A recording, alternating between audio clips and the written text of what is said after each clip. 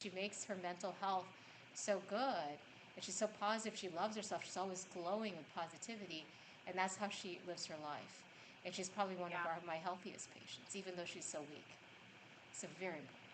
No, it's kind of like what I said earlier, and Niv touched upon it. Uh, First off, you got to understand you control the situation, don't let it control you. That's the starting point. Because once something happens, now you're going to make a choice. That's what's going to happen. And it's when you can look at it like just how I said it, okay? Then if you're looking at it through a positive lens or an opportunity instead of like woe is me or whatever, and then you just get in that routine and you become a machine, you know?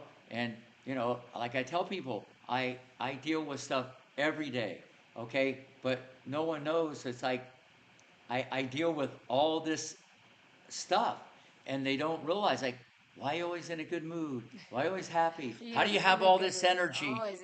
it's the same thing, okay? But I've trained myself to become like that, and anybody listening, it's not where you start, it's where you finish. You're not born like that. As you go through life, you pick and choose, and sometimes you go left, right, but we can all change. So if that's the starting point, it's a choice.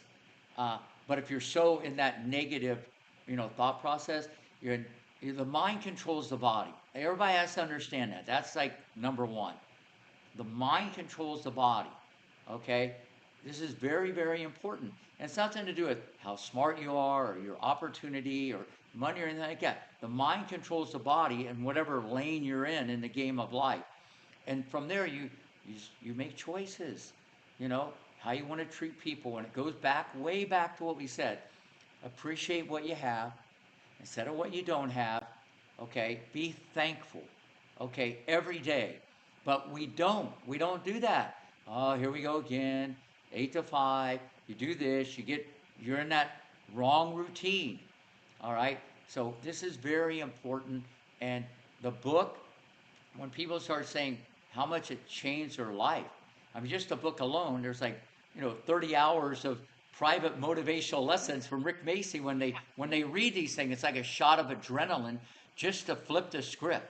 And if you think about it every day, when you get up, if someone, you got all these things going on, the kids screaming, yelling, I'm late, this, that, the alarm, this, you get all these things going on, and you have this positive stuff to kind of motivate you or give you a fighting chance. You know what I'm saying? And this is really important, what you put into your mind every day. This is really important, but people don't. They're letting everything control them. Yeah.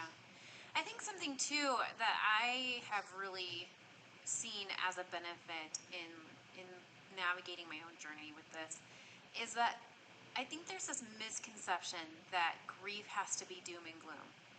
And I think we deal with a lot of grief, and that's a normal part of humans. That's we will walk through grief in our life. You are not exempt at all from grief, right? It's just that when you live with a chronic illness, grief can either consume you, or something that I have kind of adapted to is there can be joy in grief. And I think that if you allow joy to be in that grief, you heal in a different way.